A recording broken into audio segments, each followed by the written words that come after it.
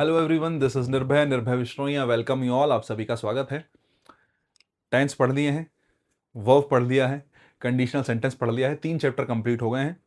मेरा ऐसा मानना है कि वॉइस जो है ना, वॉइस का जो चैप्टर है हमारा, इसमें टेंस की और वर्ब की नॉलेज अगर आपको अच्छी है तो ये चीज़ आपकी काम करेगी इन द सेंस कि ईजिली काम करेगी, आप इजीली समझ सकते हैं। तो वैसे तो इसके बाद नाउन प्रोनाउन भी हम पढ़ सकते थे, है ना, पार्ट्स ऑफ स्पीच की तरफ भी जा सकते थे। लेकिन मेरा मानना है कि टेंस और वर्ब हो गया है तो फिर वॉइस और नरेशन 2 चैप्टर हम साथों साथ कर लेते हैं। उसके बाद हम नाउन प्रोनाउन की तरफ चलेंगे, उसके बाद हम सिलेबस आगे बढ़ाएंगे। ठीक है, फिलहाल क्या है, फिलहाल हमारे पास वॉइस है पढ़ने के लिए साहब, बहुत बढ़िया। तो वॉइस से पढ़ना शुरू करेंगे। एक्टिव वॉइस, पैसिव वॉइस होते हैं, और ये सब बेसिक जानकारियां मुझे लगता है सभी को आती होंगी। जो वॉइसेस के 2 टाइप होते हैं, एक्टिव वॉइस होता है, पैसिव वॉइस होता है, सब जानते होंगे। बहुत ज़्यादा इंट्रोडक्शन की आवश्यकता नहीं है, लेकिन हाँ फिर भी थोड़ा सा इंट्रोडक्शन मैं आपके लिए दे देता हूं। अगर मैं डेफिनेशन की बात करूं तो it is a verb form which shows whether something is done by the subject और डन टू द सब्जेक्ट। बिल्कुल सही बात है।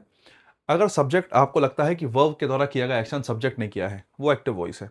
सब्जेक्ट के साथ किया गया है तो वो पैसिव वॉइस है। जैसे मैं कहता हूं आई टीच इंग्लिश, मैं इंग्लिश पढ़ाता हूं, आई टीच इंग्लिश, तो टीच का डूअर कौन है? आई है। अगर वर्ब का डूअर है ना, वर्ब को करने वाला सब्जेक्ट वर्ब के साथ शुरू में ही रखा है, वो एक्टिव वॉइस है। ठीक है। लेकिन वर्ब का किया जाने वाला एक्शन वो सब्जेक्ट के रूप में, सॉरी, वर्ब का किए जाने वाला डूअर जो है, वर्ब का जो एक्शन है जो उसने किया है, वो अगर वर्ब के पहले नहीं रखा है, बाद में रखा है बाई के साथ में, वो आपका पैसिव वॉइस होता है। सेम बात इसमें कही गई है। It is the verb form which shows whether something is done by the subject. कोई चीज सब्जेक्ट के द्वारा करी गई है। जैसे आई टीच इंग्लिश, तो आई का काम किसने किया? आई ने क्या काम किया? टीच का काम किया। टीच का एक्शन किसने किया? आई ने किया। और टू द सब्जेक्ट, और सब्जेक्ट के साथ किया गया है, सब्जेक्ट के द्वारा किया गया है या सब्जेक्ट के साथ किया गया है। इंग्लिश इज टॉट बाय मी, इस तरीके से आप कह लो। कुल मिला के डेफिनेशंस वगैरह की बहुत ज़्यादा, ऐसा हम कहें कि इस बात को कहने के बहुत सारे तरीके हो सकते हैं कि क्या एक्टिव है क्या पैसिव है, लेकिन हाँ, समझने का तरीका हमारा कॉमन रहेगा, बनाने का तरीका सबका कॉमन ही रहेगा। मैं एग्जांपल्स की बात कर लेता हूँ, ज़्यादा बात नहीं करूंगा। जैसे मैंने कहा आई टीच इंग्लिश और इंग्लिश इज टॉट बाय मी, तो वही है एक्टिव वॉइस। क्या है साहब कि भाई टीच जो वर्ब है, टीच का डूअर कौन है? सर आई दे रखा है। वर्ब के पास अपना डूअर है, कौन सा वॉइस हो गया? एक्टिव वॉइस हो गया। अगर हाँ, इज टॉट, पढ़ाने के लिए उससे पहले कौन रखा है? इंग्लिश रखा है, लेकिन पढ़ाने का काम इंग्लिश नहीं कर सकता। इसका मतलब ये स्ट्रक्चर एक्टिव ना होकर कैसी होगी? बोले सर पैसिव वॉइस होगी। ठीक है, इतनी सी कहानी है आई टीच इंग्लिश का, इंग्लिश इज टॉट बाय मी। अगर आपका डूअर वर्ब को एक्शन करने वाला साथ में रखा है, पहले एक्टिव है। अगर वर्ब को एक्शन करने वाला साथ में नहीं रखा है, वर्ब को एक्शन करने वाला शुरुआत में वर्ब से पहले नहीं रखा है, मतलब समझ लो पैसिव वॉइस बनना चाहिए। बेसिक कहानी तो यही है। ठीक है। स्ट्रक्चर लिखी है हाउ टू चेंज, कि हम एक्टिव से पैसिव में चेंज कैसे करते हैं। ये असर्टिव सेंटेंस की स्ट्रक्चर है बेसिकली, है ना। इंटरोगेटिव की हो सकती है अलग, इंपेरेटिव की अलग हो सकती है। एक बेसिक स्ट्रक्चर है असर्टिव सेंटेंस की। यहां पर जो मैंने लिखा ना हाउ टू चेंज, ये हाउ टू चेंज में बस एक बात तुम्हें सिखाने की है कि एक्टिव से जब हम पैसिव में चेंज करते हैं तो हमारा जो मेन खेल होता है वो होता है बी प्लस वर्ब की थर्ड फॉर्म का। बी प्लस वर्ब की कौन सी फॉर्म का? थर्ड फॉर्म का। ये जो मैंने हाउ टू चेंज लिखा है वो केवल एक ये बात बताने के लिए लिखा गया है, आपके पास सब्जेक्ट होता है, आपके पास वर्ब होती है, आपके पास ऑब्जेक्ट होता है। जब आप एक्टिव से पैसिव बनाते हैं तो ये जो ऑब्जेक्ट है, ये ऑब्जेक्ट आपका क्या बन जाता है? सब्जेक्ट बन जाता है। जो आपकी वर्ब होती है वो चेंज होती है बी प्लस वर्ब की थर्ड फॉर्म में। बी प्लस वर्ब की कौन सी फॉर्म में? थर्ड फॉर्म में। जो सब्जेक्ट होता है बाय लगा के उसको क्या बना देते हैं साहब? ऑब्जेक्ट बना देते हैं। इस तरीके से आपका एक्टिव से पैसिव बन जाता है। लेकिन एक बात जो आपको हर जगह ध्यान रखनी पड़ेगी कि साहब जो एक्टिव वॉइस में आपकी वर्ब होगी, कोई भी वर्ब है एक्टिव वॉइस में, अगर आप उस वर्ब को पैसिव वॉइस में चेंज करोगे तो वो पैसिव वॉइस में बी प्लस वर्ब की थर्ड फॉर्म में चेंज होगी। ये चीज हर जगह मैंडेटरी रहेगी, चाहे असर्टिव का बना लो, चाहे इंटेरोगेटिव का बना लो, चाहे इंपेरेटिव का पैसिव वॉइस बना लो, इस बात से कोई फर्क पड़ता ही नहीं है। मेन चीज ये है एक्टिव वॉइस में वर्ब होगी, कोई से भी फॉर्म में हो, वो वर्ब जब चेंज होती है तो किस में चेंज होती है? बी प्लस वर्ब की थर्ड फॉर्म में। समझने की बात यही है। अभी आपको लग रहा होगा कि पता नहीं क्या बात कह रहे हैं, बी प्लस वर्ब की थर्ड फॉर्म। जैसे जैसे आगे बढ़ोगे तुम्हें ये बात समझ में आती चली जाएगी कि बी प्लस वर्ब की थर्ड फॉर्म मैंने किसको कहा है, बी प्लस वर्ब की थर्ड फॉर्म किसे कहा गया। जैसे इस सेंटेंस को देख लो, आई टीच इंग्लिश है, वर्ब की कौन सी फॉर्म है साहब? बोले जी फर्स्ट फॉर्म है। मैंने कहा बनाने का तरीका क्या होता है? ऑब्जेक्ट को सब्जेक्ट बनाते हैं। ऑब्जेक्ट कौन है? बोले सर इंग्लिश है। इंग्लिश ऑब्जेक्ट था, यहाँ देखो वर्ब से पहले कौन सा केस? Subjective case. ये हमारा सब्जेक्ट हो गया, ये हमारी वर्ब हो गई। वर्ब से पहले कौन सा केस? Subjective case. ठीक है। टीच हमारी वर्ब है, मैंने कहा वर्ब को किस में चेंज करते हैं? बी प्लस वर्ब की थर्ड फॉर्म में। तो जरा देखना टीच को किस में चेंज किया गया? इज टॉट में। टीच को किस में चेंज किया गया? इज टॉट में। बोले सर इज टॉट का क्या हुआ? अगर आपको नहीं पता तो आपको मैं बता दूं, जो बी वर्ब होती है, इस बी वर्ब की जो फर्स्ट फॉर्म होती है वो इज एम आर ही होती है। जो बी वर्ब की फर्स्ट फॉर्म होती है वो इज एम आर होती है। बी वर्ब की जो सेकंड फॉर्म होती है वो क्या होती है? वाज वर होती है। और जो बी वर्ब की थर्ड फॉर्म होती है वो क्या होती है? बोले सर बीन होती है। और बी वर्ब की फोर्थ फॉर्म क्या कहलाती है? बीइंग कहलाती है। क्या कहलाती है साहब? बीइंग कहलाती है। 4 फॉर्म्स हमारे पास है, first, second, third, fourth, being और बीइंग। अगर बात को समझे हो तो मैंने आपको क्या सिखाया? मैंने यही बताया कि वर्ब की फर्स्ट फॉर्म जो भी है या कोई भी वर्ब है वो किस में चेंज होगी? बी प्लस वर्ब की थर्ड फॉर्म में। देख लो, इज एम आर क्या है? बी है, ठीक है। और ये जो टॉट है ये वर्ब की कौन सी फॉर्म हो गया? थर्ड फॉर्म हो गया। तो जब भी एक्टिव से पैसिव बनाते हैं आपकी वर्ब चेंज होती है बी प्लस वर्ब की थर्ड फॉर्म में। जो सब्जेक्ट होता है वो चेंज हो जाता है बाय लग के ऑब्जेक्टिव केस में। सब्जेक्ट को क्या बना देते हैं? ऑब्जेक्ट बना देते हैं। आई सब्जेक्टिव केस होता है, चेंज होकर क्या बनेगा? ऑब्जेक्ट बन जाएगा। बीच में डूअर को दिखाने के लिए या एक्शन किसने किया है दिखाने के लिए किसका यूज करते हैं? बाय प्रपोजिशन का यूज करते हैं। तो आई टीच इंग्लिश का English is taught by me, basic तरीका यही है। यहां से एक दो बातें और तुम्हारे दिमाग में आनी चाहिए, हालांकि ये बात तुम्हें सबको पता होगी, लेकिन मेरा काम है बताना ये कि अगर ऑब्जेक्ट नहीं होगा वर्ब के पास। अब जैसे यहां पे देखो, वर्ब से पहले कौन सा केस? Subjective case. वर्ब के बाद कौन सा केस? Objective case. तो वर्ब से पहले सब्जेक्ट रखा होता है एक्टिव वॉइस में, वर्ब के बाद ऑब्जेक्ट रखा होता है। तो वर्ब के बाद जो इंग्लिश लिखा है ऑब्जेक्ट है, ये बाद में क्या बना? पैसिव वॉइस में सब्जेक्ट बन गया। तो एक चीज और ध्यान रखनी है, अगर आपकी वर्ब के पास ऑब्जेक्ट है ही नहीं तो इस बात की बहुत कम संभावना है कि आपका एक्टिव से पैसिव बनेगा। हालांकि इंपेरेटिव सेंटेंस में ऐसा हो जाता है कि बिना ऑब्जेक्ट के होने के बावजूद भी एक्टिव से पैसिव बन जाता है। लेकिन इंपेरेटिव सेंटेंस के अलावा असर्टिव सेंटेंस की बात कर लूं, इंटरोगेटिव सेंटेंस की बात कर लूं या किसी और भी टेंस की बात में कर लूं, तो आपको ध्यान रखना पड़ेगा बिना ऑब्जेक्ट के एक्टिव से पैसिव वॉइस बनना पॉसिबल नहीं है। ऑब्जेक्ट किसके पास होता है? आप वर्ब पढ़ के आए हैं, ट्रांजिटिव वर्ब के पास अपना ऑब्जेक्ट होता है। ट्रांजिटिव वर्ब के पास ऑब्जेक्ट है तो आप सीधी सीधी बात इस बात को ऐसे समझे, ट्रांजिटिव के पास ऑब्जेक्ट है तो उसका पैसिव वॉइस बनेगा, इंट्रांजिटिव के पास ऑब्जेक्ट है तो उसका पैसिव वॉइस नहीं बनेगा। अगर आप टीचिंग एग्जाम की तैयारी कर रहे हैं तो आपसे ये भी पूछ सकता है विच ऑफ द फॉलोइंग देके कि भाई इन चार में से बताओ किस किस का पैसिव वॉइस बनता है या कौन से टेंस का पैसिव वॉइस बनता है। तो आपको ये भी पता होना चाहिए कि हमारे पास टोटल 12 टेंस होते हैं, टेंस पढ़ के आए वही बात है।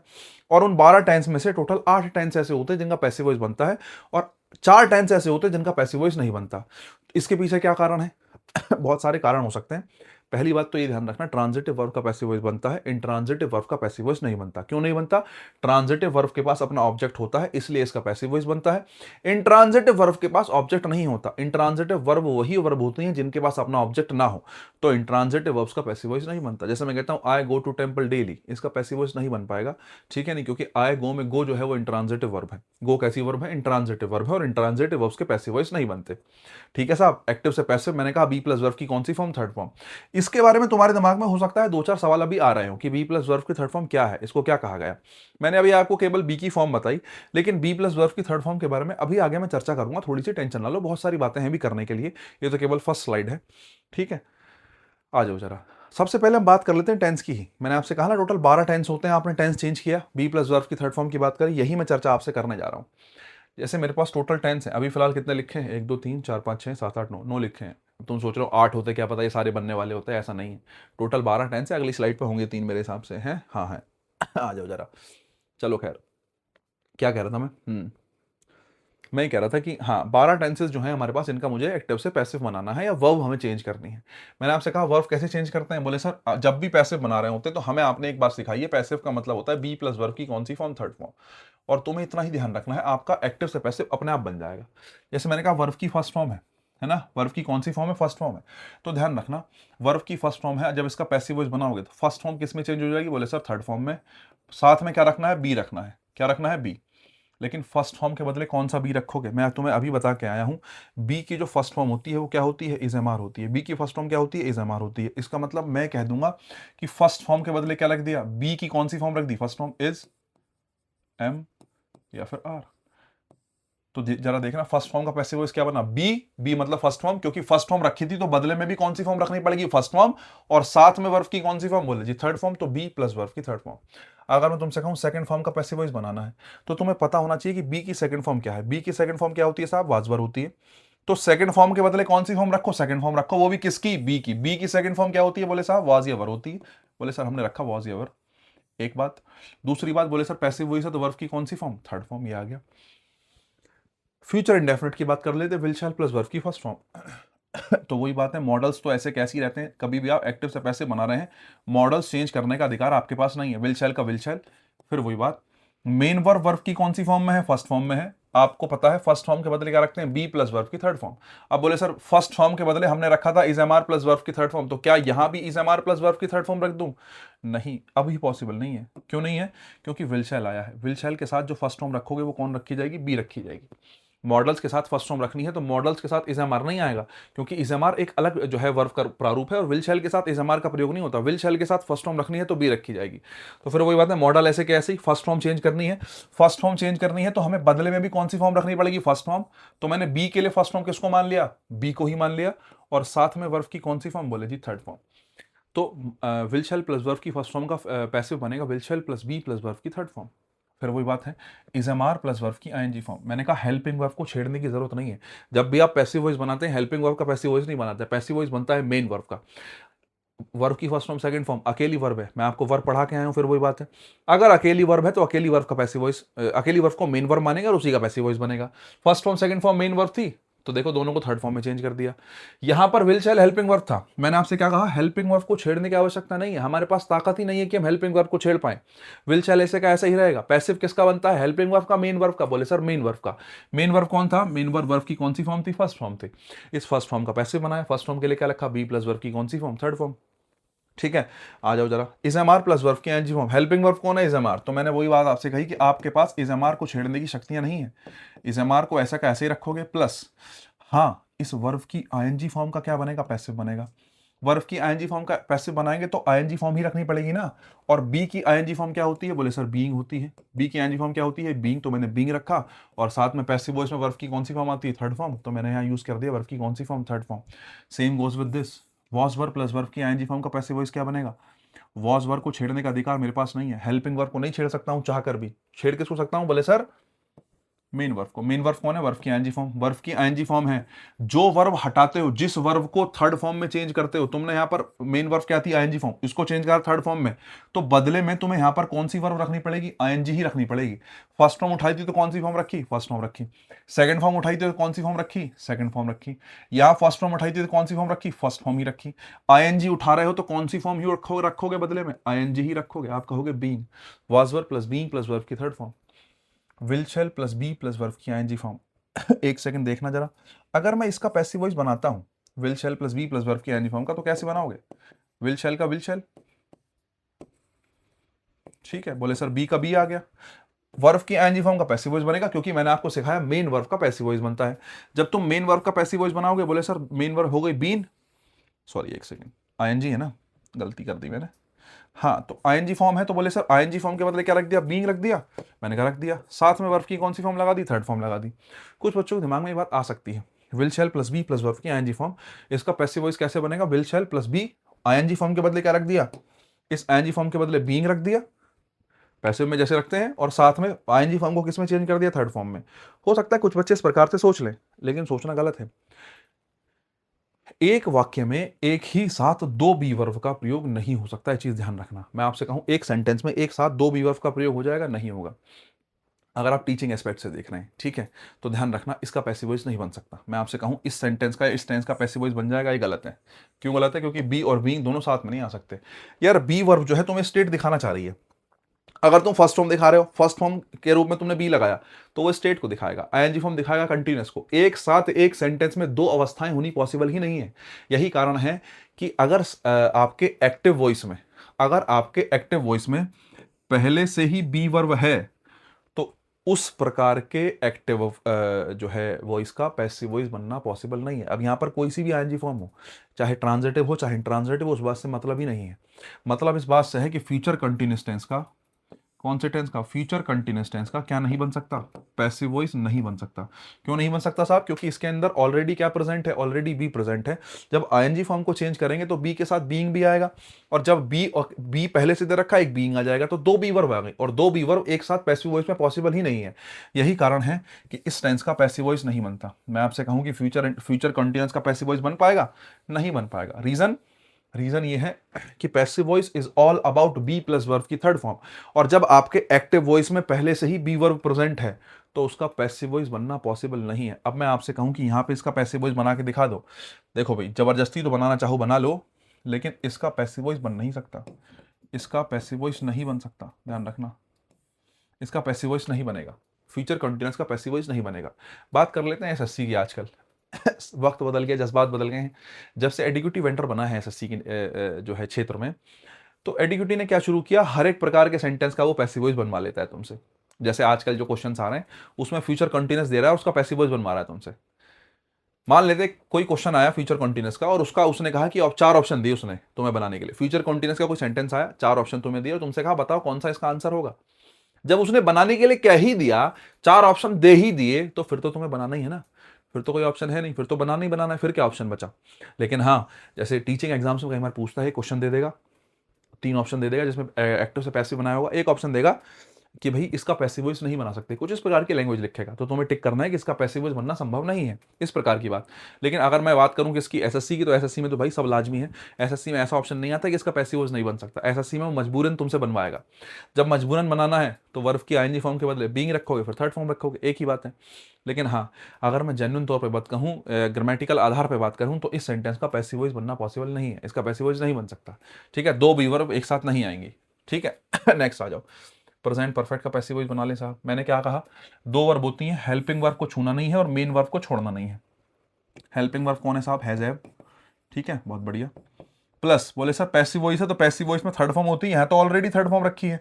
तो अगर ऑलरेडी थर्ड फॉर्म को रख ही दोगे इस तरीके से, तो मुझे बताओ एक्टिव और पैसिव में फर्क क्या रहा, नहीं रहा ना। तो थर्ड फॉर्म के बदले बी की थर्ड फॉर्म रखनी पड़ेगी, और बी की थर्ड फॉर्म क्या होती है, बी की थर्ड फॉर्म बीन होती है। तो ध्यान रखना, हैज हैव प्लस वर्ब की थर्ड फॉर्म में हैज हैव को ऐसे कैसे रखो, वर्ब की थर्ड फॉर्म के बदले क्या आएगा, बी प्लस वर्ब की थर्ड फॉर्म। वर्ब की थर्ड फॉर्म ऐसी कैसी, बी को जो है बीन में चेंज किया, क्योंकि आपने क्या उठाया था, थर्ड फॉर्म उठाई थी। थर्ड फॉर्म उठाई थी तो बदले में भी क्या रखनी पड़ेगी, थर्ड फॉर्म ही रखनी पड़ेगी, एक बात।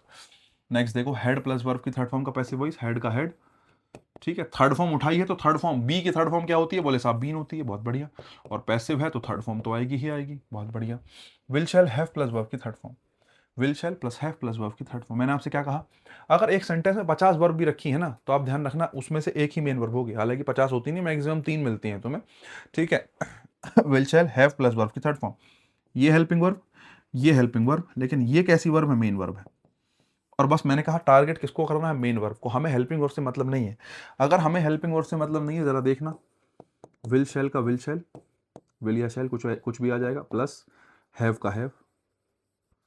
ठीक है, हेल्पिंग वर्ब ऐसे कैसी, अब मेन टारगेट किसको, मेन वर्ब को। मेन वर्ब की कौन सी फॉर्म है साहब, थर्ड फॉर्म है। अगर मेन वर्ब की थर्ड फॉर्म है तो इसको चेंज करोगे, थर्ड फॉर्म किसमें चेंज होगा, बीन प्लस वर्ब की थर्ड फॉर्म। अब कुछ बच्चे सोच रहे हैं भैया यहाँ पे भी तो 2 हेल्पिंग वर्ब आ गई, यहाँ पर भी 2 हेल्पिंग वर्ब थी, यहाँ पर हेल्पिंग वर्ब बी थी और बी थी, पैसिव वॉइस बनाते तो एक और बी आ जाती, बीन आ जाती या बीइंग आ जाती, कुछ भी आता, 2 बी वर्ब हो जाती। इसका पैसिव कैसे बन गया, यहाँ पे हेल्पिंग वर्ब बी थोड़ी है, यहाँ पर तो हैव है, हैव हेल्पिंग वर्ब अलग होती है, बी हेल्पिंग वर्ब अलग होती है, 2 नहीं हुई, यहाँ पर केवल एक ही बी आया, यहाँ पर क्या ही आया, केवल एक ही बी आया, देखो बीन आया एकमात्र। तो इसका पैसिव वॉइस बन सकता है। मैंने आपको 9 टेंस बताए, 9 में से एक काट दिया, फ्यूचर कॉन्टिन्यूस टेंस, जिसका पैसिव वॉइस नहीं बन सकता, बाकी सबके पैसिव वॉइस बन सकते हैं। मैंने आपको सिखाया भी कि बी प्लस वर्ब की थर्ड फॉर्म के रूप में बना सकते हो।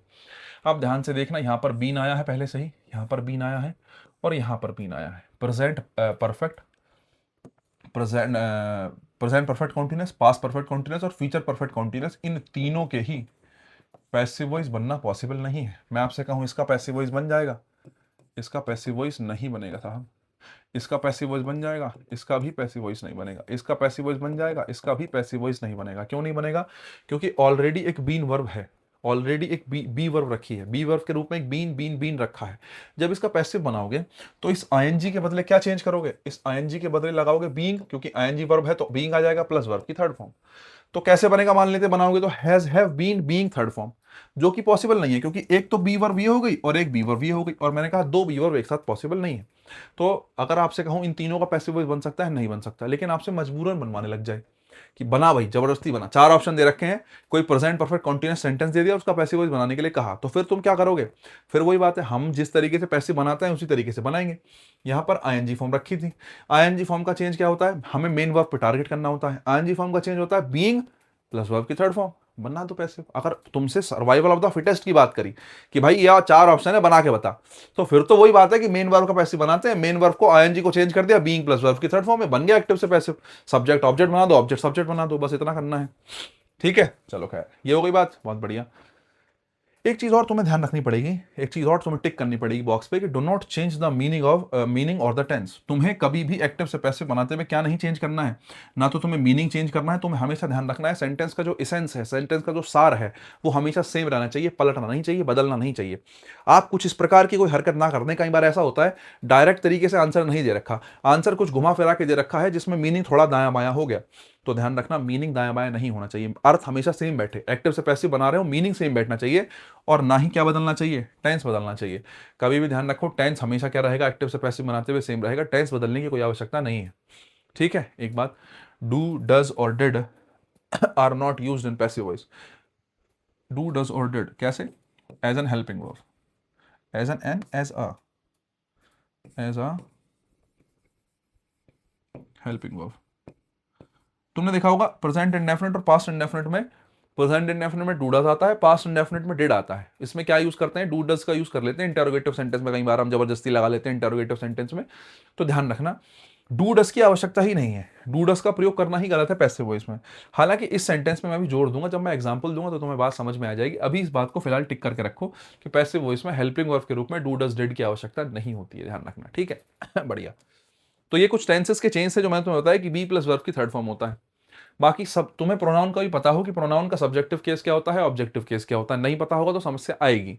वैसे तो ये बहुत कॉमन चीज़ है, नहीं पता है तो समझ लो कंपटीशन की तैयारी में गलत उतर आए हो। ये बहुत कॉमन चीज़ है बच्चा, जो पता होनी चाहिए। आई सब्जेक्टिव केस होता है, मी ऑब्जेक्टिव केस होता है, वी सब्जेक्ट बनता है, जब तुम्हें वी को ऑब्जेक्ट बनाना पड़ेगा तो अस बनेगा। यू का सब्जेक्टिव ऑब्जेक्टिव सेम होता है, और इट का भी सब्जेक्टिव ऑब्जेक्टिव सेम होता है। केवल दो ही आदमी है जिनका सब्जेक्ट ऑब्जेक्ट सेम होगा, subjective case objective case same होगा।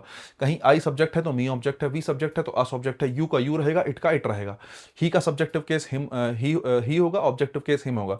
शी का सब्जेक्टिव केस शी होगा, ऑब्जेक्टिव केस हर होगा। दे का सब्जेक्टिव केस दे होगा, और ऑब्जेक्टिव केस क्या होगा, देम होगा। तुम्हें पता होना चाहिए जब तुम बाय के बाद लगा रहे हो तो बाय के बाद ऑब्जेक्टिव केस आएगा, क्योंकि मैं सिखा चुका हूं प्रपोजिशन के बाद कौन सा केस, ऑब्जेक्टिव केस। प्रपोजिशन अपना ऑब्जेक्ट लेती है, बाकी सब्जेक्ट के रूप में तो ये आएंगे ही।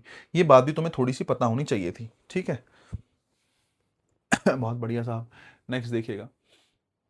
अब देखो यहां से बात हो गई है, ठीक है। तो सबसे पहले टाइप पे हम आ गए हैं, किस पे आ गए हैं हम, सबसे पहले टाइप पे आ गए हैं। मोस्ट बर्ड्स ईट इंसेक्ट्स। अधिकतर जो बर्ड्स हैं वो क्या खाती हैं, इंसेक्ट्स खाती हैं, कीड़े मकोड़े खाती हैं साहब। असर्टिव सेंटेंस का एक्टिव से पैसिव बनाना हमने क्या कर दिया है, शुरू कर दिया है, ठीक है। बहुत बढ़िया।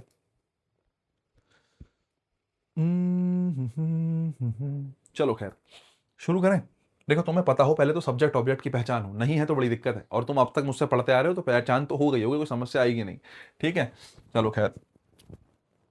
माइक तो चार्ज है, जरा देखना। ईट आपकी वर्ब हो गई, वर्ब से पहले हमारा क्या हो गया, सब्जेक्ट हो गया, और इंसेक्ट्स हमारा क्या हो गया, ऑब्जेक्ट हो गया। मैंने कहा ऑब्जेक्ट क्या बनता है, सब्जेक्ट बनता है, तो इंसेक्ट्स हमारा क्या बन जाएगा, सब्जेक्ट बन जाएगा, ठीक है। इंसेक्ट्स। ईट वर्ब की कौन सी फॉर्म है, फर्स्ट फॉर्म है। फर्स्ट फॉर्म को किसमें चेंज करते हैं, इजमार प्लस वर्ब की थर्ड फॉर्म में। तो ईट इजमार प्लस वर्ब की फर्स्ट फॉर्म में देखो इंसेक्ट्स प्लूरल है, तो इस तो आएगा नहीं, आर आएगा, इंसेक्ट्स आर। ईट का क्या कहेंगे, थर्ड फॉर्म ईटन। सब्जेक्ट कौन है, मोस्ट बर्ड्स, इसको क्या लगा के, बाय लगा के जोड़ देंगे, बाय मोस्ट बर्ड्स, ठीक है। एक्टिव से क्या बना लिया आपने, पैसिव वॉइस बना लिया है, ठीक है। नेक्स्ट आ जाओ। She surprise the guest, she surprise the guest. देखो सरप्राइज ईडी लगा है, वर्ब है, शी क्या है, सब्जेक्ट है, और वर्ब के बाद कौन सा केस होता है, ऑब्जेक्टिव केस होता है, तो द गेस्ट ऑब्जेक्ट है। ऑब्जेक्ट से क्या बनाओ, सब्जेक्ट बनाओ, द, टी कैपिटल कर लेना, ठीक है, the guest. Surprise second form, second form का चेंज होता है वाज या वर में। अब वॉज तो आएगा नहीं, वर आएगा। क्यों आएगा वर, क्योंकि गेस्ट प्लूरल है, और प्लूरल के साथ वर्ब भी प्लूरल आएगी, ठीक है। एक सेकेंड रुकना, इसको थोड़ा सा ठीक कर देता हूँ, ठीक है। वर्ब की सेकंड फॉर्म का चेंज होता है वॉज या वर, क्योंकि गेस्ट प्लूरल है तो वर आएगा, प्लस वर्ब की थर्ड फॉर्म। सरप्राइज का सरप्राइज कर दो,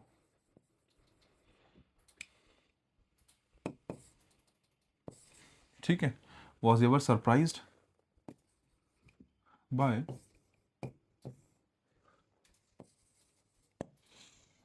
अब देखो एक चीज है, बोले सर आपने दो प्रपोजिशन लिख दी, बाय और एट। क्या लिख दिया मैंने, बाय और एट। तो यहां से एक चीज और सीखने के लिए मिलती है कि बाय परमानेंट नहीं है, ये चीज ध्यान रखना। बाय क्या नहीं है, परमानेंट नहीं है। बहुत सी वर्ब ऐसी होती हैं जो बाय लेने के लिए मना कर देती हैं, बहुत सी वर्ब ऐसी होती हैं जो बाय लेने के लिए मना कर देती हैं कि मैं अपने बाद में बाय नहीं लूंगी। जैसे नो के साथ बाय नहीं आता, नो के साथ टू का प्रयोग करते हैं। ऐसे ही इनमें से एक सरप्राइज है। सरप्राइज अपने साथ दो प्रपोजिशन लेता है जब एक्टिव से पैसिव बनाता है, बाय भी लेता है और एट भी लेता है। फिलहाल यहाँ पे एट गलत है, यहाँ पे क्या ही सही है, बाय सही है। बोले सर मेरे समझ में नहीं आई बात। अभी बताता हूँ, अगला सेंटेंस एक बार सॉल्व करो, क्लियर होगी बात, तब करेंगे चर्चा। ठीक है। She surprise the guest, the guest surprise का verb surprised by her. Next मैंने क्या कहा, सरप्राइज वर्ब है, द गेस्ट जो है ऑब्जेक्ट है, सेम बनेगा। द गेस्ट उठाऊंगा ऐसे कैसे ही, the guest. Surprise second form है तो क्या कहोगे, वर सरप्राइज्ड।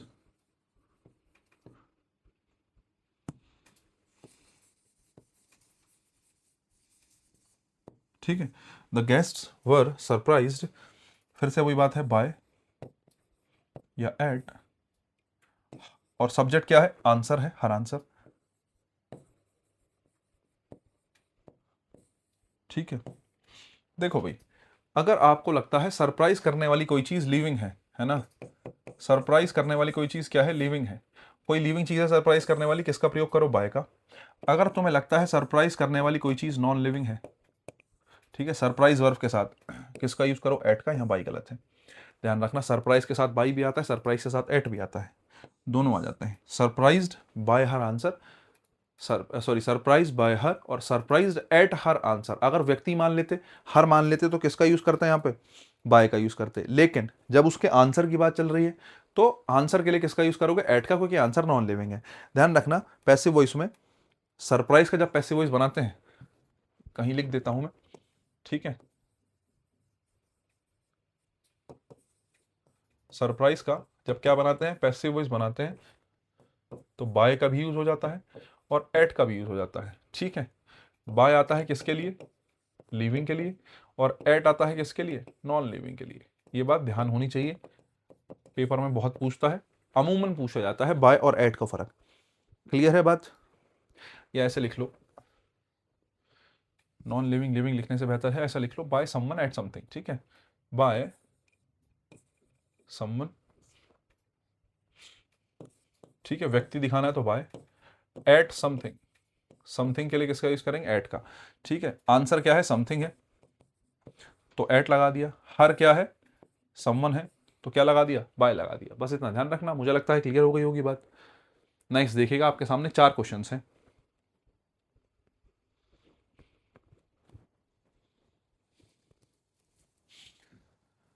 हाँ।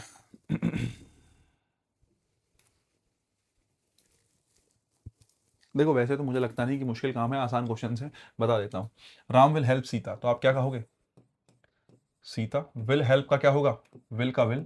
वर्ब की फर्स्ट फॉर्म चेंज करनी है तो क्या कहेंगे, बी प्लस वर्ब की third form, will be helped. Sita will be help, Ram subject है तो आप कहेंगे बाय। मुझे लगता है बात क्लियर हो रही होगी। You are disturbing me, me object है ना, डिस्टर्बिंग आपकी वर्ब है, are helping verb, you subject हो गया। तो मी ऑब्जेक्ट है, जब सब्जेक्ट बनेगा तो क्या बनेगा, आई। आई के साथ, यू के साथ आर आया था, आई के साथ क्या आएगा, एम। वर्ब, मेन वर्ब क्या है, आईएनजी फॉर्म के रूप में आई है, आईएनजी फॉर्म के रूप में आई है, तो पैसिव वॉइस में क्या आएगा, बीइंग आएगा, I am being disturbed by you. और मैंने आपसे क्या कहा था, यू का सब्जेक्ट और ऑब्जेक्टिव सेम होता है। यहां यू सब्जेक्ट के रूप में आया है क्योंकि वर्ब से पहले रखा है, यहां यू प्रपोजिशन के बाद रखा है, तो ये कौन से केस में आया है, ऑब्जेक्टिव केस में, क्योंकि प्रपोजिशन के बाद क्या ही आता है, ऑब्जेक्ट ही आता है। मैं आपको हर एक टेंस का एक सेंटेंस बना रहा हूं, तुमने शायद ध्यान दिया हो या ना दिया हो।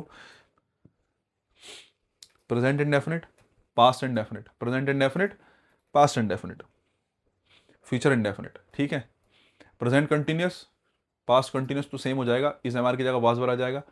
प्रेजेंट परफेक्ट, पास्ट परफेक्ट, समझ रहे हो। एक एक टाइप का सेंटेंस सारा ले ले जिससे तुम्हारे दिमाग में थोड़ा सा बैठ जाए, ऐसा नहीं है हवा में बना दी गई पीपीटी, सोच समझ के बनाई गई है। आर फ्रेंड सब्जेक्ट है, क्योंकि ये हेल्प के बाद यहां पर ऑब्जेक्ट था, तो जब एक्टिव से पैसिव बनाएंगे तो क्या बनेगा, सब्जेक्ट बनेगा, are friends. Has helped, friends plural है तो इसके साथ हैज नहीं, क्या आएगा, हैव। वर्ब की थर्ड फॉर्म के बदले क्या लगाते हैं, बीन प्लस वर्ब की थर्ड फॉर्म।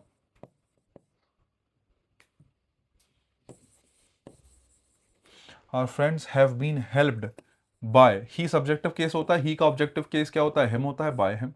ये हमारा ऑब्जेक्ट है किसका, बाय का, बढ़िया। रेखा है डोनेटेड द मनी, रेखा ने पैसे डोनेट कर लिए हैं। डोनेटेड वर्ब है, क्या डोनेट किया है, पैसे डोनेट किए हैं, तो ये ऑब्जेक्ट है, ये क्या बन जाएगा, सब्जेक्ट बन जाएगा। द मनी सब्जेक्ट हो गया। हेड तो हेड रहता है, चाहे सब्जेक्ट सिंगुलर हो चाहे प्लूरल हो। हेड प्लस वर्ब की थर्ड फॉर्म है, वर्ब की थर्ड फॉर्म को चेंज करेंगे, बीन प्लस वर्ब की थर्ड फॉर्म में, had been donated the money, had been donated किसके द्वारा, बाय रेखा सब्जेक्ट था, यहां ऑब्जेक्ट बन जाएगा बाय रेखा। बात समझ में आ गई होगी, ठीक है। अब जरा 3 सेंटेंस आपके सामने लिखे हैं, एक बार आप बनाइएगा, मैं जो हूं इंतजार करता हूं आपके बनाने का।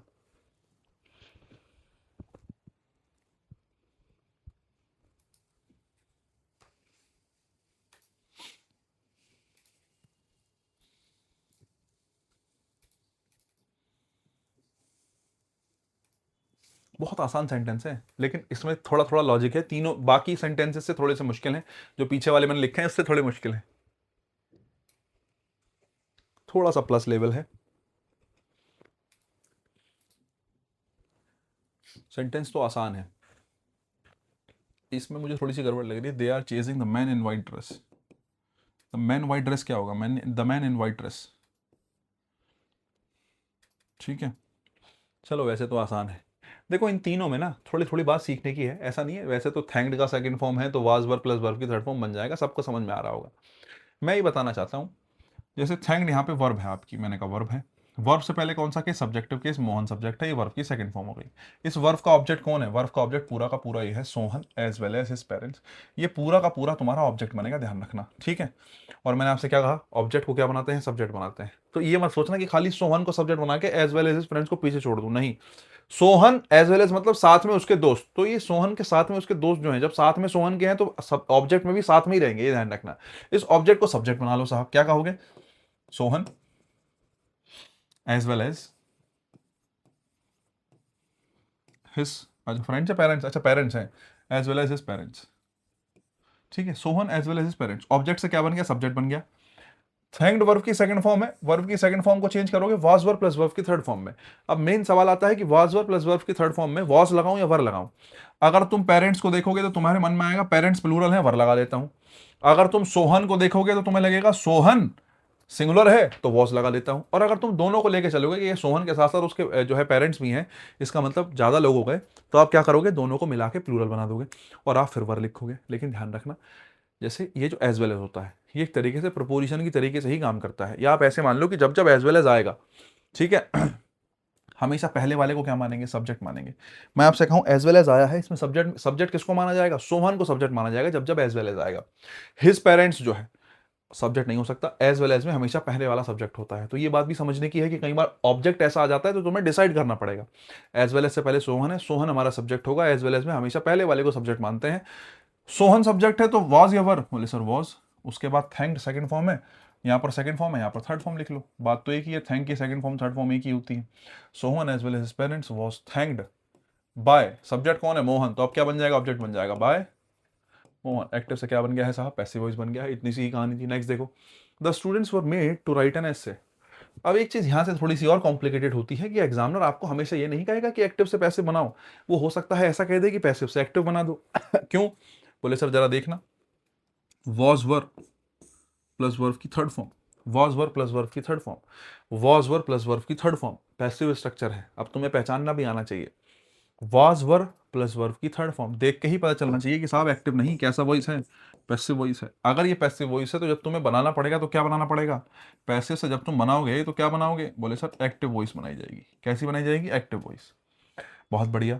एक समस्या और है, जब पैसिव से एक्टिव बनाते हो तो तुम क्या ढूंढते हो, बोले सर ऑब्जेक्ट लिखा होगा इस तरीके से, इस फॉर्मेट में, जैसे यहां लिखा है बाय मोहन, इस फॉर्मेट में कोई ऑब्जेक्ट लिखा होगा, उस बाय मोहन में मोहन को क्या बना दिया, subject. The students were made to write an essay, student से लिखवाया गया क्या, एक ऐसे। लेकिन यहां पर कुछ ऐसा है ही नहीं जो बाय लग के लिखा हो। मैं तुमसे कहूं कि कुछ भी ऐसा लिखा है कि बाय दिस बाय दैस, किसी ने लिख रखा है, इसमें नहीं है। और ऐसा अमूमन होता है, जब आपसे पैसिव से एक्टिव बनाने के लिए कहेगा तो बहुत बार मिस कर देगा कि बाय के बाद क्या लिखा है।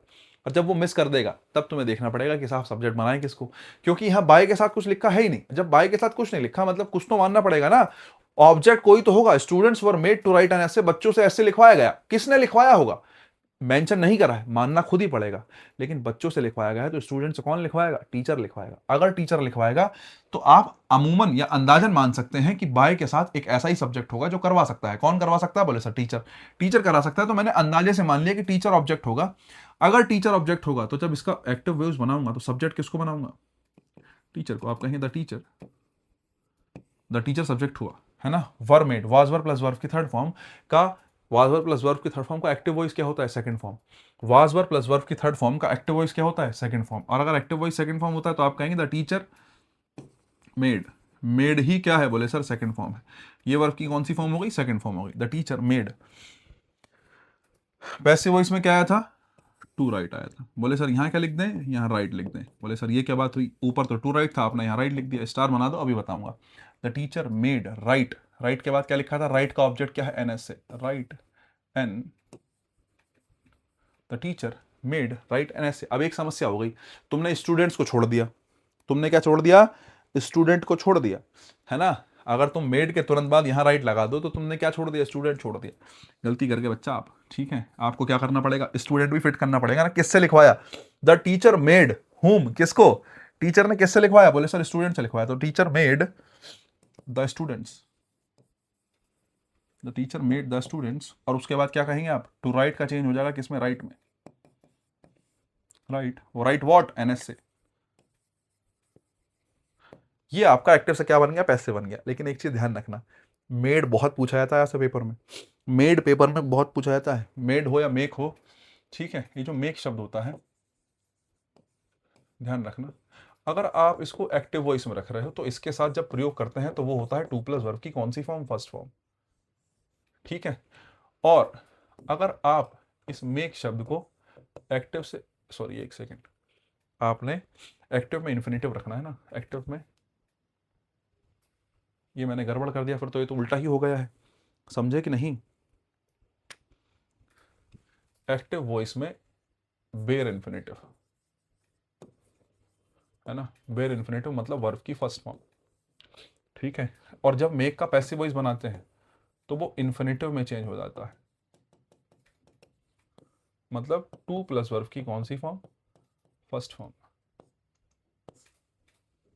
ठीक है। वर्ब की first form, to plus verb की फर्स्ट फॉर्म। ये चीज़ तुम्हें ध्यान रखनी पड़ेगी गाइस, बहुत काम की है और पेपर में पूछी भी जाती है। मैंने एग्जाम्पल के थ्रू तुम्हें कंफर्म कर दी, बस इतना ध्यान रखना और कुछ नहीं है। मैंने आपसे क्या कहा? जो मेड शब्द है उसका ध्यान रखना, जब मेड एक्टिव वॉइस में आता है तो अपने साथ बेयर इन्फिनेटिव लेता है। बेयर इन्फिनेटिव मतलब वर्ब की फर्स्ट फॉर्म। वर्ब की फर्स्ट फॉर्म को क्या कहेंगे? Bear infinitive. बेयर इन्फिनेटिव नहीं याद रखना चाह रहे, पहली बात तो होना चाहिए। अगर तुम टीचिंग की तैयारी कर रहे हो तो बहुत जरूरी है तुम्हें पता होना चाहिए बेयर इन्फिनेटिव क्या है। हाँ, एसएससी वाले फिर भी एक बार को छोड़ सकते हैं कि उन्हें ये पता होना चाहिए कि टू प्लस वर्ब की फर्स्ट फॉर्म आएगी किसमें? पैसिव वॉइस में। एक्टिव वॉइस में वर्ब की कौन सी फॉर्म आएगी? फर्स्ट फॉर्म आएगी। बस इतना तुम्हें ध्यान होना चाहिए। तो स्टूडेंट्स राइट एनएस से, ये एक्टिव वॉइस है। एक्टिव वॉइस में वर्ब की कौन सी फॉर्म? बोले जी फर्स्ट फॉर्म।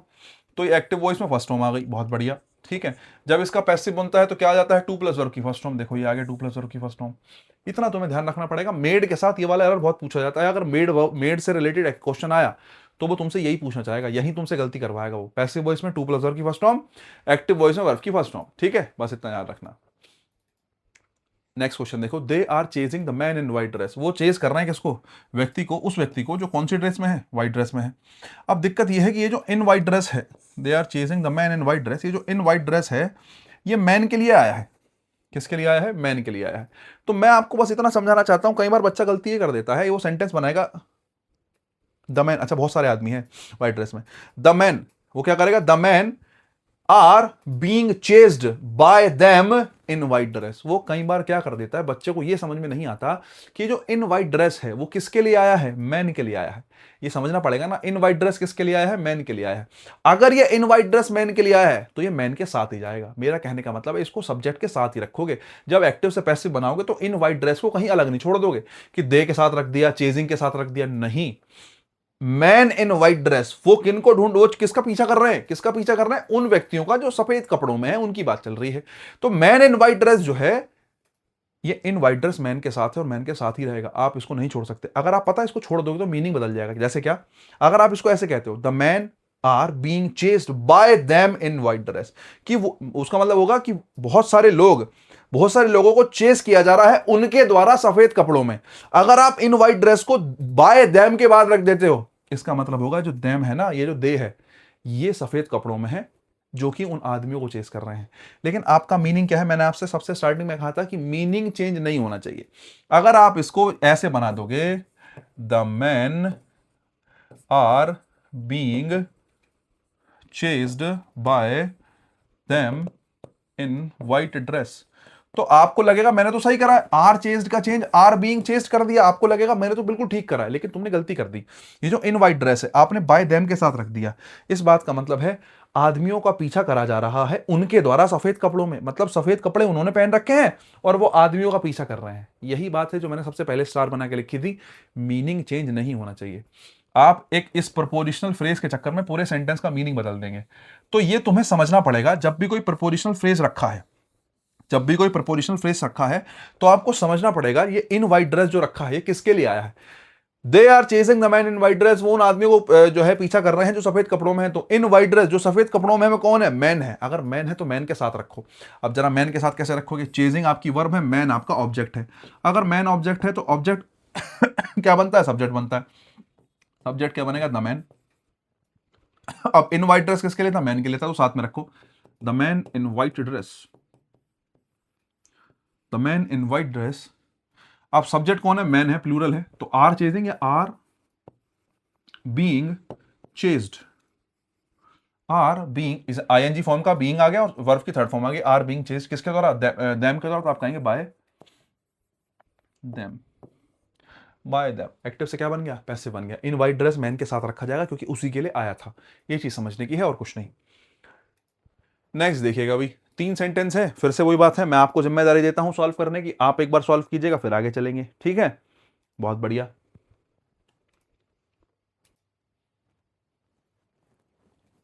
ये तीनों एग्जाम्पल इस बात को दिखाना चाह रहे हैं, मैं आपको बता दूं अगर आपको नहीं पता, कि आपके ऑब्जेक्ट के साथ कुछ ना कुछ रखा है।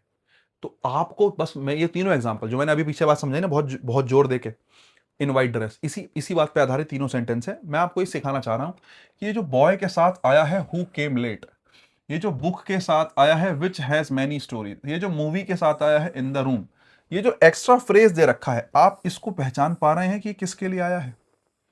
मैं बस ये सिखाना चाहता हूं कि जो लास्ट में फ्रेज दे रखा है ना, इस फ्रेज को क्या तुम पहचान पा रहे हो कि ये फ्रेज किसके लिए आया है? अगर तुम्हें लगता है ये फ्रेज बॉय के लिए आया है तो पूरे के पूरे को उठा के सब्जेक्ट बनाओ। तुम्हें लगता है which has many stories books के लिए आया है तो पूरे के पूरे को उठा के सब्जेक्ट बनाओ। तुम्हें लगता है इन द रूम मूवीज के लिए आया है तो पूरे को पूरे के उठा के सब्जेक्ट बनाओ। और तुम्हें लगता है इसके लिए नहीं आया तो उसको वहीं छोड़ दो, केवल बॉय को उठाओ सब्जेक्ट बनाओ, केवल बुक को उठाओ सब्जेक्ट बनाओ, मूवी को उठाओ सब्जेक्ट बनाओ। बस ये समझ के लिए दिया गया है, अगर तुम्हारी अंडरस्टैंडिंग बेहतर हो पाई तो। ठीक है, आ जाओ जरा देख लो, टेक योर टाइम। हालांकि मैं ये नहीं कह रहा कि अभी जल्दी कर दो एकदम, लेकिन करो।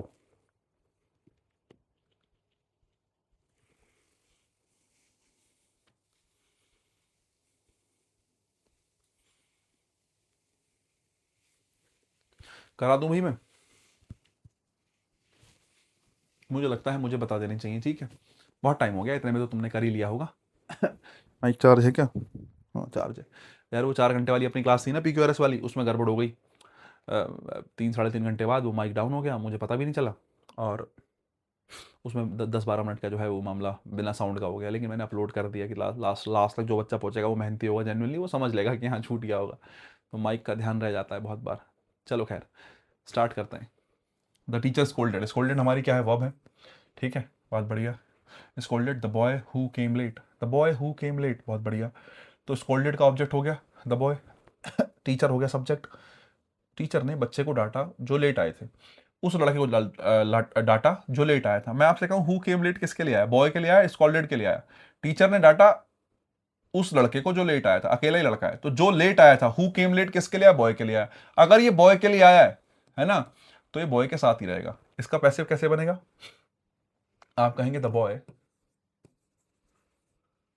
बॉय के साथ कौन है? हु केम लेट, ये ऐसे कैसे ही हु केम लेट, ये साथ में ही रहेगा बॉय के।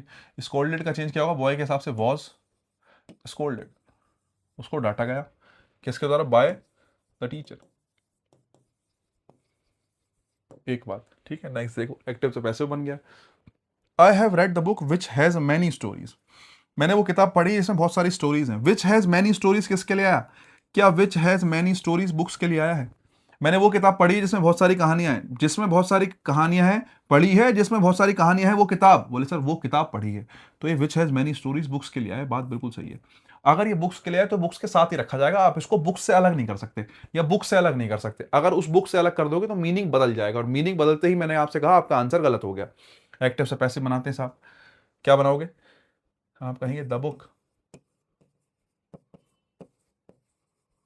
Which has many stories. आप इसको साथ में ही रखेंगे, कहने का मतलब बस इतना है। The book which has many stories, have read, book subject है और सिंगुलर है तो आप कहेंगे हैज, और रेड का हो जाएगा हैज बीन रेड, और बाय सब्जेक्ट आई है तो आई का ऑब्जेक्टिव केस हो जाएगा मी, बाय मी। एक्टिव से क्या बन गया साहब? आपका पैसिव बन गया है। फिर देख लो next, they are watching a movie in the room. वो एक पिक्चर देख रहे हैं कमरे में, ठीक है नहीं। They are watching a movie in the room, वो कमरे में बैठ के पिक्चर देख रहे हैं। अगर मैं कहूं इन द रूम, कमरे में पिक्चर, या कमरे में देख रहे हैं, ये जो इन द रूम है किसके लिए आया होगा? सोच के देखो। अब यही मैंने आपको सिखाया ना कि समझना जरूरी है। ये समझना जरूरी है कि ये जो क्लोज, ये जो साथ में क्लोज रखी है, ये जो दोनों क्लोजेस हैं, ये अपने से पहले आए नाउन के लिए आई भी हैं या ऐसे ही रखा है?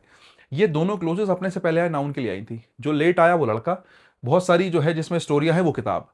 लेकिन कमरे में मूवी है, कमरे में देख रहे हैं, कमरे में बैठ के देख रहे हैं, कमरे में जो इन द रूम है, कमरे में मूवी नहीं, कमरे में बैठ के देख रहे हैं। तो ये जो इन द रूम है, ये जो प्लेस है ना, ये जो जगह बताई गई है, कहाँ देख रहे हैं मूवी? कमरे में बैठ के देख रहे हैं। तो ये जो कमरे में है वो पिक्चर के लिए नहीं आया, कमरे में किसके लिए आया? वॉचिंग के लिए आया। ये वर्ब के लिए आया है। वास्तव में इन द रूम मूवीज के लिए आया ही नहीं है, और इन द रूम मूवीज के लिए नहीं आया। अब अगर तुम क्या करोगे, अ मूवी इन द रूम, अगर तुम शुरू में उठा के ले जाओगे तो गलत हो जाएगा। अब की बार तुम्हें केवल क्या उठाना पड़ेगा? A movie. सब्जेक्ट क्या बनेगा? A movie. अब उसके बाद आर वॉचिंग का क्या कहोगे? इज। वॉचिंग आईएनजी फॉर्म है तो क्या लगाओगे? बीइंग। वॉचिंग का हो जाएगा वॉच्ड, ठीक है। A movie is being watched. अब बात आती है इन द रूम की। अब इन द रूम कहाँ रखो? चाहो तो यहां भी रख सकते हो, कोई समस्या नहीं है। A movie is being watched in the room by them, या फिर ऐसा करो, आप ऐसा कर लो, by them. A movie is being watched by them, कहाँ? In the room.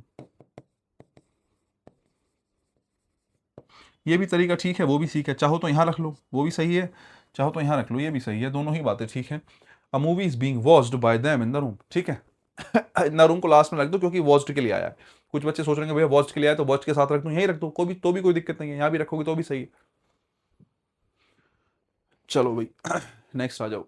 The sun give us light, he give me some books, the room was clean, the thief was caught. 4 sentences हैं guys, आप ही की जिम्मेदारी बनती है बनाना, ठीक है। अगर अच्छा बना दोगे तो मुझे लगता है काम चल जाएगा। द थीफ वॉज कॉट के बाद अगला सेंटेंस है हमारा द थीफ वॉज अरेस्टेड। अच्छा ठीक है, ये दोनों साथ होने चाहिए सेंटेंस। ये अगले एक पेज आगे पहुंच गया जो कि ठीक नहीं हुआ। ये दोनों सेंटेंसेस साथ होने चाहिए थे। 4 सेंटेंस एक बार बनाना यार जरा।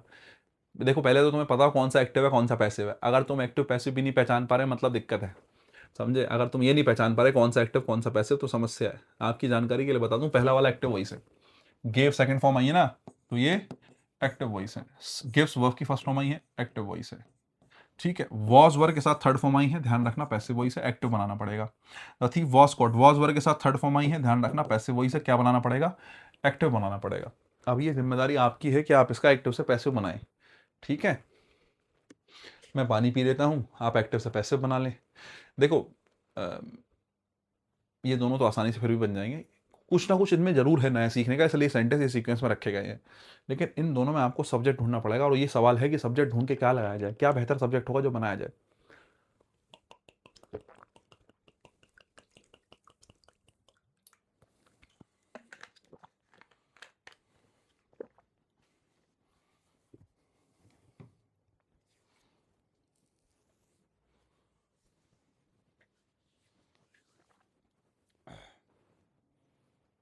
बताओ भाई, करा दूं क्या मैं? ही गिव मी सम बुक्स। देखो कई बार क्या होता है, अगर आप मेरे से वर्ब पढ़ के आए तो तुम्हें ये भी पता होगा कि ट्रांजिटिव और इंट्रांजिटिव भी तुम्हें पढ़ाया गया है। है ना। और ट्रांजिटिव इंट्रांजिटिव में जो ट्रांजिटिव है वो दो प्रकार की होती है, मोनो ट्रांजिटिव और डाई ट्रांजिटिव। ट्रांजिटिव वर्ब के दो ऑब्जेक्ट भी हो सकते हैं, अकेला ऑब्जेक्ट है तो वो मोनो ट्रांजिटिव है, एक से ज्यादा ऑब्जेक्ट्स हैं तो वो डाई ट्रांजिटिव है। बोले सर अच्छा, मैंने आपको वर्ब की क्लास में लिखवाया भी है कि अमूमन कौन सी वर्ब जो है वो डाई ट्रांजिटिव के तरीके से काम करती हैं, आपको लिखवाया भी गया है। फिलहाल आपको पता ना हो तो मैं बता दूं, गेव जो है वो डाई ट्रांजिटिव वर्ब होती है। इस बात का मतलब है इसके पास दो ऑब्जेक्ट्स होते हैं, एक ऑब्जेक्ट है मी, O1 लिख देता हूं, दूसरा ऑब्जेक्ट है सम बुक्स, O2 लिख देता हूं। कैसे पता चला? फिर वही बात है, व्हाट और हुम का रिप्लाई। ही गेव हुम, किसे? मुझे। ही गेव मी व्हाट, उसने मुझे क्या दिया? क्या दिया? बोले सर सम बुक्स। तो दोनों के दोनों क्या है? ऑब्जेक्ट है। अगर दोनों ऑब्जेक्ट हैं तो पैसिव वॉइस भी दो बन सकते हैं। ध्यान रखना, मैं आपसे कहूं दो ऑब्जेक्ट हैं तो पैसिव वॉइस भी कितने बन सकते हैं? दो बन सकते हैं। आ जाओ जरा, मैं आपसे कहूं he gave me some books, active से पैसिव बनाना है, मैंने कहा बना लो साहब। तो अगर आप मी से बनाते हो तो मी का क्या बनेगा? ऑब्जेक्ट से आई बन जाएगा। गेव का क्या हो जाएगा? आई वॉज गिवन। ठीक है, आई वॉज गिवन, गेव, गेव का चेंज वॉज गिवन में हो गया। मी ऑब्जेक्ट था, आपने क्या बना लिया? बोले सर आई बना लिया, आई वॉज गिवन। बहुत बढ़िया। अब देखो ये, अगर आपने ये वाला ऑब्जेक्ट तो सब्जेक्ट बना लिया, लेकिन ये वाला ऑब्जेक्ट तो अभी ऐसे कैसे रखा है, तो इसके लिए क्या करो, उसको ऐसे कैसे रख दो लास्ट में, सम बुक्स। क्या? I was given some books. बोले सर सम बुक्स ये ऐसे कैसे रख दो, क्योंकि दो में से एक ऑब्जेक्ट तो सब्जेक्ट बन गया, दूसरे को ऐसे कैसे टिका दो, कोई समस्या नहीं है। अब जरा देखो आगे, बाय, सब्जेक्ट कौन है? ही है, तो आपने कहा बाय हिम, ये हो गया बाय हिम। ठीक है साहब, एक बन गया। मैं आपसे कहूं एक तरीका और है पैसे बनाने का, मैंने कहा बिल्कुल एक तरीका और है। बोले सर मैं तो ऑब्जेक्ट 1 से नहीं बनाऊंगा, मैं तो ऑब्जेक्ट 2 से बनाऊंगा, बाद वाले से बनाऊंगा। मैंने कहा सम बुक से बना लो। तो बोले सर सम बुक से कैसे बनेगा? मैंने कहा इधर देखो, सम बुक्स ऑब्जेक्ट था, मैंने क्या बना लिया? सब्जेक्ट बना लिया। गेव का क्या हो जाएगा? Were given, some books were given. ठीक है, सब्जेक्ट हो गया और ये उसका क्या हो गया? बोले सर वर्ब हो गई, सम बुक्स वर गिवन। बोले सर अब यहां पे मी रखा है, देखो ध्यान रखना, अगर आप लिविंग ऑब्जेक्ट को सब्जेक्ट बना रहे हो, अगर आप लिविंग ऑब्जेक्ट को क्या बना रहे हो? सब्जेक्ट बना रहे हो। ये बात तो लिख लेना, काम किया, अगर तुम्हें ना पता हो तो पता होनी चाहिए। हालांकि अगर लिविंग ऑब्जेक्ट को क्या बना रहे हो? सब्जेक्ट बना रहे हो, तो ध्यान रखना नॉन लिविंग ऑब्जेक्ट ऐसे का ऐसा ही आ जाता है, किसी प्रपोजिशन की कोई आवश्यकता नहीं पड़ती। लेकिन अगर आप नॉन लिविंग सब्जेक्ट को, किसको? नॉन नॉन लिविंग सब्जेक्ट नहीं, नॉन लिविंग ऑब्जेक्ट को, अगर आप नॉन लिविंग ऑब्जेक्ट को क्या बना रहे हो? सब्जेक्ट बना रहे हो, तब ये जो मी है इसको डायरेक्ट मी नहीं लिखते, इसको लिखने के लिए किसका यूज करते हैं? टू का। ठीक है, अपनी तरफ से क्या ऐड करना पड़ेगा? टू ऐड करना पड़ेगा, ये बात भूलना मत। ठीक है, क्योंकि रिसीवर के रूप में हम इसको देख रहे होते हैं, तो रिसीवर के रूप में दिखाने के लिए आप टू कहेंगे। सम बुक्स वर गिवन मी नहीं, some books were given to me. ध्यान रखना। देखो वैसे तो ऑब्जेक्ट 1 ऑब्जेक्ट 2 कह रहा हूं, अब इसको टेक्निकल भी बोल सकते हैं। जो ऑब्जेक्ट 1 है ये इंडेफिनिट ऑब्जेक्ट है, जो लिविंग होते हैं उनको इंडेफिनिट ऑब्जेक्ट कहते हैं, ये डेफिनिट ऑब्जेक्ट है। अगर आप इंडेफिनिट ऑब्जेक्ट को, मतलब लिविंग को सब्जेक्ट बनाते हो, ऑब्जेक्ट से क्या बनाते हो? सब्जेक्ट बनाते हो, तो नॉन लिविंग ऑब्जेक्ट ऐसे का ऐसा ही आ जाता है, बीच में किसी टू की आवश्यकता नहीं होती। लेकिन अगर आप डेफिनिट ऑब्जेक्ट को या फिर नॉन लिविंग ऑब्जेक्ट को क्या बनाते हो? सब्जेक्ट बनाते हो, तो जब आप सब्जेक्ट बनाने के बाद वर्ब पूरी कर दोगे, जब इसको मी को लिखने की बारी आएगी तो मी को डायरेक्ट नहीं लिखा जाएगा। मी को लिखा जाएगा किसकी मदद से? मी को लिखा जाएगा इस टू की मदद से। ठीक है, सम बुक्स वर गिवन मी नहीं, some books were given to me. ठीक है, और बाकी बाय हिम ऐसा कैसे कर लो, बाय हिम।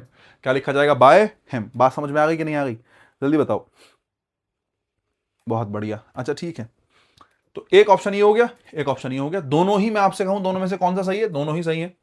एक सवाल और आता है पेपर में, कई बार ऐसा होता है, एक अमूमन एग्जाम में देखा जाता है कि एक ही ऑप्शन दिया होता है, लेकिन बहुत बार एग्जाम्स में ये भी देखा गया कि दोनों में से क्या कर दिया गया? दोनों ही ऑप्शन दे दिए गए। जैसे ही गेव मी सम बुक्स के दोनों ऑप्शन दे दिए, I was given some books by him और some books were given to me by him, दोनों ही ऑप्शन दे दिए। अगर दोनों ऑप्शन दे दिए तब क्या करोगे भाई? तब बड़ी समस्या है। ध्यान रखना, ये ठीक है लेकिन ये ज्यादा ठीक है। अगर दोनों दे दिए जाएं तो नॉन लिविंग ऑब्जेक्ट को ही क्या बनाया जाता है? सब्जेक्ट बनाया जाता है। कायदे से ये जो है वो सब्जेक्ट है ही नहीं, मतलब ये जो ऑब्जेक्ट है वो सब्जेक्ट बनने की कैटेगरी में है ही नहीं। हालांकि इस बात को छोड़ो, तुम बहुत डेप्थ में क्या जाओगे, लेकिन मैंने कहा डाई ट्रांजिटिव वर्ब के पैसिव वॉइस दो तरीके से बनते हैं। पहला तो लिविंग ऑब्जेक्ट को सब्जेक्ट बना दो, दूसरा नॉन लिविंग ऑब्जेक्ट को सब्जेक्ट बना दो। दोनों तरीके से ही पैसिव वॉइस सही है। 99% संभावना इस बात की है कि दोनों में से कोई एक ऑप्शन में आएगा, लेकिन मैं मान लेता हूं तुम्हारा नसीब बहुत ज्यादा खराब है, तुम तो बिल्कुल पैदल ही चल रहे हो। ठीक है, तो अगर उस सिचुएशन में क्या करोगे? ये जो है नॉन लिविंग ऑब्जेक्ट को सब्जेक्ट बनाना बेहतर माना जाता है। यही कारण है कि ये वाली स्ट्रक्चर को ज्यादा सही माना जाएगा। दोनों आ गई तो ये वाली स्ट्रक्चर ज्यादा सही है, बात ध्यान रखना। ठीक है, बहुत बढ़िया। नेक्स्ट क्वेश्चन देखो दूसरा, the sun gives us light. ये जो सन है वो हमें क्या देता है साहब? लाइट देता है। अब देखो दो पैसिव वॉइस बन जाएंगे इसका, एक तो लाइट से बना लो, एक सन से बना लो, सॉरी अस से बना लो। सन क्या देता है? हमें लाइट देता है, तो आप कहेंगे लाइट गिव्स का क्या हो जाएगा? Light is given. मैंने कहा अगर लाइट से बनाओगे तो क्या कहोगे? Light is given to us. Direct us नहीं, light is given to us. किसके द्वारा? By the sun, by the sun. दूसरा अस से बना लो, अस का क्या कहोगे? वी। गिव्स का आ जाएगा वी आर गिवन। ठीक है, नॉन लिविंग ऑब्जेक्ट को ऐसे कैसे रख देते हैं, किसी प्रकार के टू की आवश्यकता नहीं है। वी आर गिवन लाइट, है ना, we are given light by the sun. मैं आपसे कहूं दोनों सही है, बिल्कुल सही है दोनों, लेकिन ज्यादा बेहतर कौन सा होगा? लाइट वाला। नॉन लिविंग ऑब्जेक्ट को सब्जेक्ट जब बना रहे हो तो ये ज्यादा बेहतर है। यही कारण है कि इसको ज्यादा बेहतर मानेंगे। सही तो दोनों ही है, लेकिन वी वाला कम सही है, लाइट वाला ज्यादा सही है। ठीक है, बहुत बढ़िया। The room was clean, the thief was cot. कमरा जो है साफ किया गया और चोर को जो है पकड़ लिया गया। ठीक है, द रूम वॉज क्लीन। अब एक चीज है, वॉज क्लीन आया है तो इसको जो है, ये सब्जेक्ट है हमारा, ये पैसिव वॉइस है और इसको आपको एक्टिव वॉइस बनाना है। जब एक्टिव वॉइस बनाओगे ये आपकी वर्ब हो गई। ठीक है, पैसिव वॉइस में जो सब्जेक्ट होता है वो क्या बन जाता है? ऑब्जेक्ट बन जाता है। सब्जेक्ट जो होता है वो क्या बन जाता है? ऑब्जेक्ट। तो यहां पे आ जाएगा द रूम। द रूम क्या बन जाएगा? बोले जी ऑब्जेक्ट बन जाएगा। ठीक है, मैं आपसे कहूं कि ये जो वाज वर्ब प्लस वर्ब की थर्ड फॉर्म है, ये वर्ब की सेकंड फॉर्म में चेंज होगी। अरे पैसिव वॉइस एक्टिव वॉइस बना रहे हो ना, तो वर्ब की वाज वर्ब प्लस वर्ब की थर्ड फॉर्म को चेंज करते हैं वर्ब की कौन सी फॉर्म में? सेकंड फॉर्म में। सब्जेक्ट क्या बन जाता है? ऑब्जेक्ट बन जाता है, तो ये इसका क्या हो गया? ऑब्जेक्ट हो गया। द रूम वॉज क्लीन मतलब क्लीन्ड द रूम, लेकिन फिर वही बात है, यहां पर क्या नहीं दिया गया? बाय किसके द्वारा रूम साफ किया गया, ये सवाल है। मैंने कहा द रूम वॉज क्लीन, कमरे को साफ किया गया। किसने? राम श्याम सीता गीता ही शी इट दे। किसने साफ करा कमरा? क्या पता है तुम्हें? किसी के बारे में जानकारी तो है ही नहीं किसने करा है। जब नहीं करा तो सबसे पहले तुम्हें सोचना पड़ेगा ये सब्जेक्ट किसको बनाया जाए। ऐसे में कई बार क्या होता है, एग्जामिनर बहुत सारे ऑप्शन दे देता है। जैसे वो कहेगा someone clean the room, he clean the room, they clean the room. अब तुम्हें कौन सा चुनना है? क्लीन द रूम सेम रखेगा लेकिन सब्जेक्ट बदल देगा। समवन, ही, दे या शी कुछ भी लिख देगा वो। जिम्मेदारी तुम्हारी है कि तुम बेहतर ऑप्शन चुनो। जब तुमने कहा कमरा साफ किया गया तो किसके द्वारा किया जाएगा? ही के, शी के, दे के या समवन के? बोले जी समवन के। किसके? समवन। आप कहेंगे समवन क्लीन द रूम, किसी ने कमरा साफ किया। बोले सर ही शीट दे क्यों नहीं लिखा? क्योंकि स्पेसिफिक हो गया। अगर मैं कह रहा हूं ही क्लीन द रूम तो तुम्हें पता होना चाहिए ना यहाँ पे लिखा हुआ। अगर यहाँ पे लिखा बाय हिम तब तो आप कहेंगे ही क्लीन द रूम, लेकिन जब क्लियर ही नहीं है किसने करा है, तुम्हें मेंशन ही नहीं किया गया, तो तुम एक ऐसा सब्जेक्ट चुनोगे जो बहुत जनरल हो, जो सभी के लिए, जो अमूमन अंदाजन लगाया जा सके। अंदाजन हमने क्या लगाया? सम्मन। बोले सर सम्मन के अलावा क्लीनर लिख लो।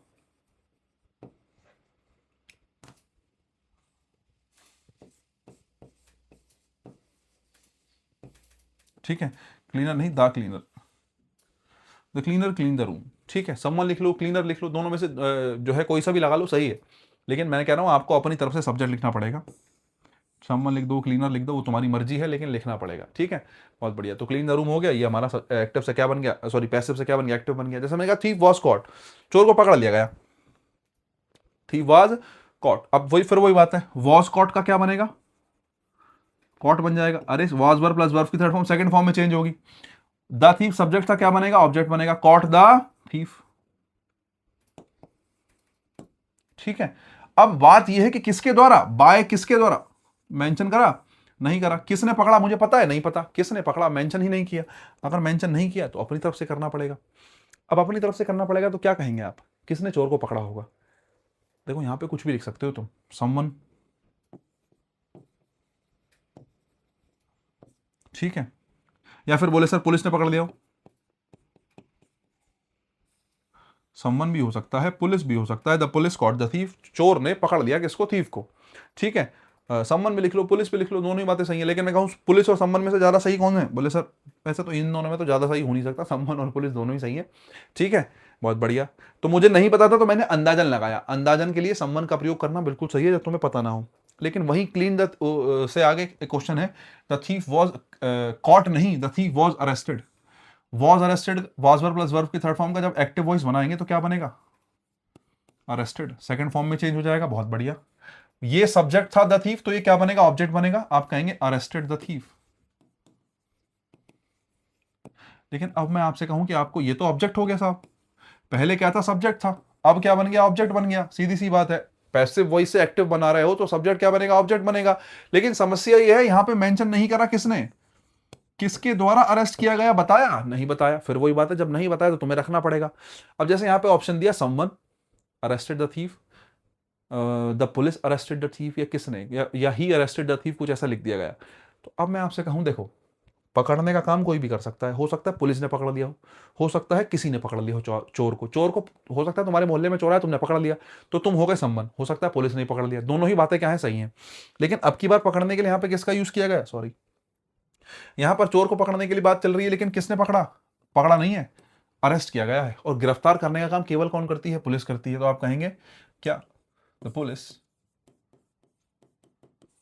अब की बार सब्जेक्ट क्या ही बनेगा, पुलिस ही बनेगा, the police arrested the thief. अब सेंटेंस एक्टिव से क्या है, सॉरी पैसिव से क्या है, एक्टिव वॉइस है, पैसिव से क्या है, एक्टिव वॉइस है। बात समझ में आ गई कि नहीं आ गई, बहुत बढ़िया। अब आपके सामने दो क्वेश्चंस और हैं। Ram said that the game was easy, Raman explain that the news was false. ठीक है, दो सेंटेंस और हैं, एक बार इनका जरा एक्टिव से एक बार पैसिव बना लो, तो मुझे लगता है मामला ठीक हो जाएगा। ठीक है,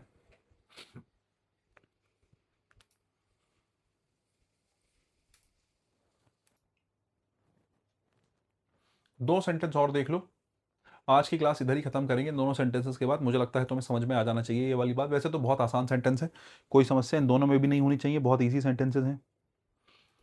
देखो, अब तुम्हें ये समझना पड़ेगा कि क्लोजेस भी क्या बन जाती हैं, ऑब्जेक्ट या सब्जेक्ट बन जाती हैं, पूरी पूरी क्लोजेस भी। अब तक तो हम किसी एक शब्द की या फ्रेज की बात कर रहे थे, कोई एक शब्द या शब्दों का दो तीन शब्द जो मिलकर, समूह मिलकर जो है सब्जेक्ट या ऑब्जेक्ट बना रहे थे।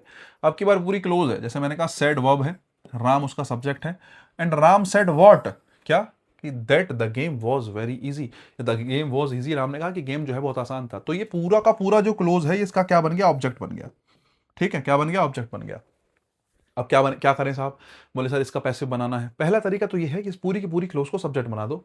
आप कहो that the game was easy, that the game was easy, sad का कहेंगे इज सैड बाय राम। एक तरीका तो ये है कि पूरे के पूरे ऑब्जेक्ट को शुरू में ले जाओ। लेकिन एक चीज ध्यान रखना, इंग्लिश जो है एक ऐसी लैंग्वेज है जिसमें हमें जो है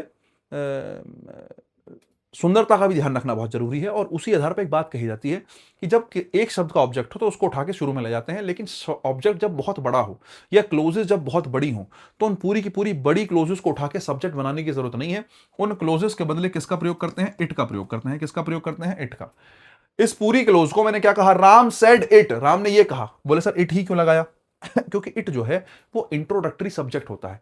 कभी भी इंट्रोडक्शन करना है, किसी भी बात का इंट्रोडक्शन कराना है, किसका यूज करते हो, इट का। तो इंट्रोडक्टरी सब्जेक्ट को मैंने इस ऑब्जेक्ट का इंट्रोडक्शन कराने के लिए किसको रख लिया, इट को। इस ऑब्जेक्ट का इंट्रोडक्शन किससे कराया, इट से। अब इट किसके लिए आया, ये बात बाद में यूज कर लेंगे, बाद में बता देंगे।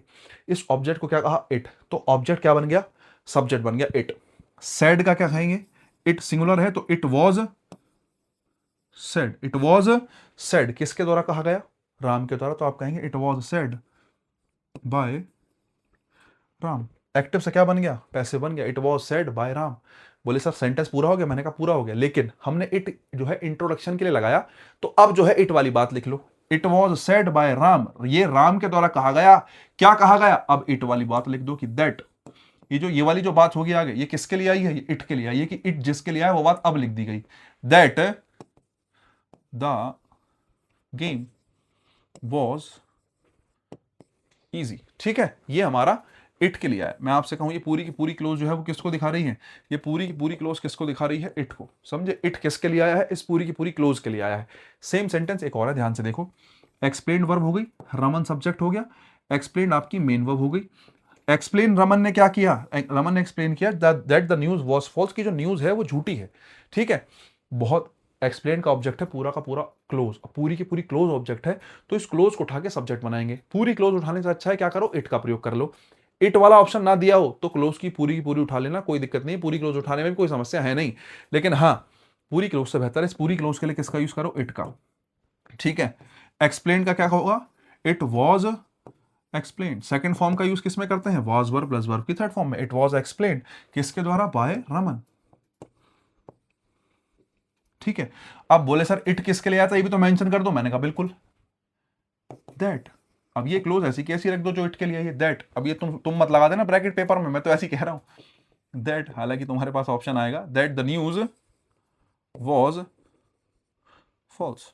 एक्टिव से क्या बन गया है साहब, पैसिव वॉइस बन गया है। ठीक है, चलो खैर 1 घंटा हो गया, 1 घंटे ज़्यादा ही हो गया। आज के लिए इतने ही रखेंगे। बहुत सारे सेंटेंसेस हैं मेरे पास आपके लिए, ऐसा नहीं है कि बहुत कम में निपटा दिया गया है, अच्छे खासे मात्रा में सेंटेंस आपको दिए गए हैं। आज के लिए इतना ही रखते हैं। मिलते हैं अगली क्लास में। 3 क्लास में जो है वॉइस कंप्लीट हो जाएगा। एक क्लास इसके बाद लगेगी, उसके बाद एक और क्लास लगेगी। तो 3 क्लास में कोशिश करूंगा, मतलब 3 घंटे में वॉइस आपका पूरा हो जाए। बहुत बड़ा चैप्टर नहीं है, नरेशन थोड़ा बड़ा है इसके कंपैरिजन में, वॉइस छोटा ही चैप्टर है।